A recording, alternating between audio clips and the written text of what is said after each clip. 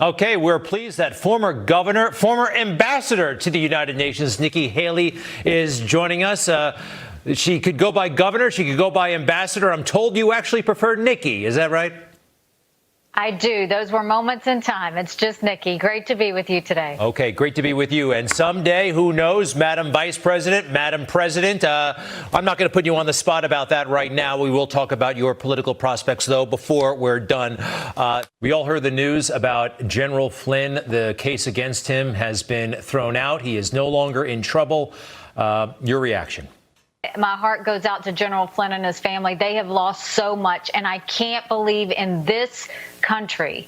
You know, at the United Nations, I saw this happen in other countries, but in this country, for the FBI to not follow protocol, to go in there during a transition and to basically corrupt Flynn or make him think he had to lie and make him try and push him to say something they wanted him to say for political purposes is the most disgusting thing we've ever seen. They need to pay from top to bottom. We have to get to the bottom of this. And my biggest fear is if Biden wins, we will never be able to hold these people accountable. Wow. Well, big step in the right direction, the news this week for the country, I believe. You're supporting something called StopCommunistChina.com. It's a petition drive, and you want Congress to take pretty tough action against China and on China. Real quick, you know, I don't know if you know this, but the goal was 300,000 signatures. You passed that. You are the front person for this cause. Do these petitions actually work with China? I mean, there's a lot of awareness right now about this issue and a lot of concern. This petition, I can't hurt, but does it really help? Yes, it does. And there's no point in doing a petition if you're not going to move it. This petition was getting Congress to act. And I'll tell you, I think we have 330,000 signers the last I saw. I spoke with and had a conference call with 40 congressional members a couple of days ago, going through each one of these, letting them know the importance. We already have legislation that we're seeing drafted. You're seeing good things happen. What we were pushing for was that China be held accountable on the virus. We were saying that China have to pay their fair share in international organizations, like the second largest economy they are, and not as a developing country like they're paying currently now.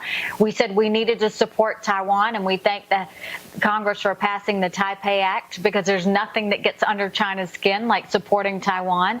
We said we needed to call out universities that were taking Chinese regime's money and basically sending students over to spy. And so what you've seen is Congress is now supporting and sent a letter to the Department of Education to make all of that transparent so we can see it. We've seen the legislation on making sure that medical products and pharmaceuticals are now coming back to the U.S., which was part of that petition.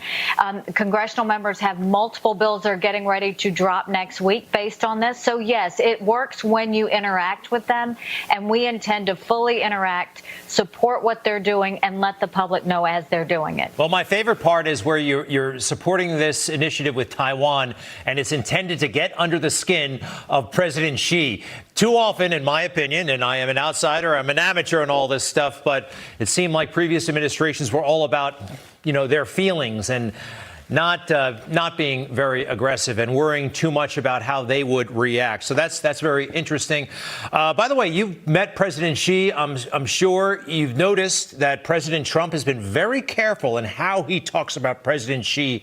But just give us two things: your assessment of President Xi and how President Trump has been handling the relationship.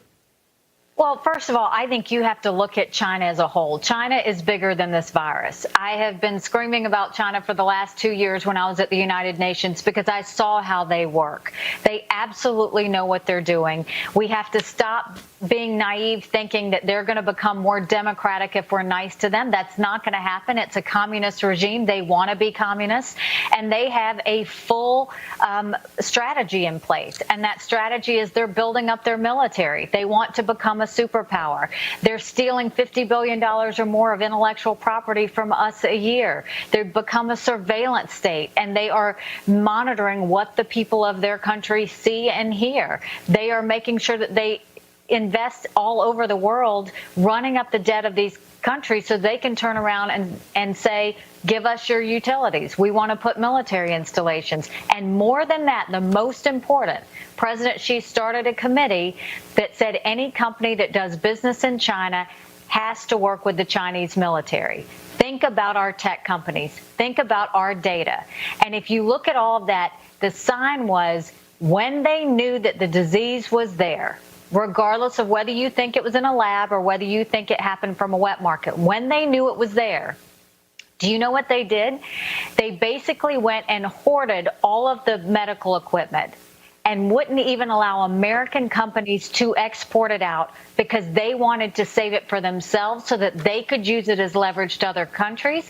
They wanted all other countries to suffer if they were going to have to suffer.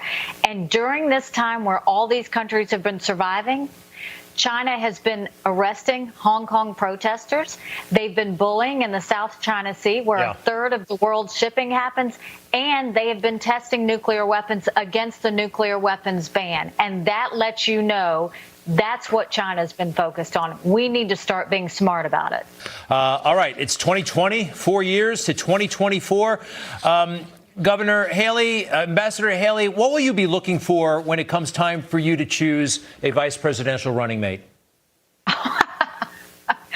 Well, I will tell you right now, my focus is on getting President Trump elected and getting our Republican senators elected and making sure we hold a majority in the Senate as well as gain the majority back in the House. I think that should be everyone's focus right now. We can worry about the other stuff later. All right. All right. But stay tuned.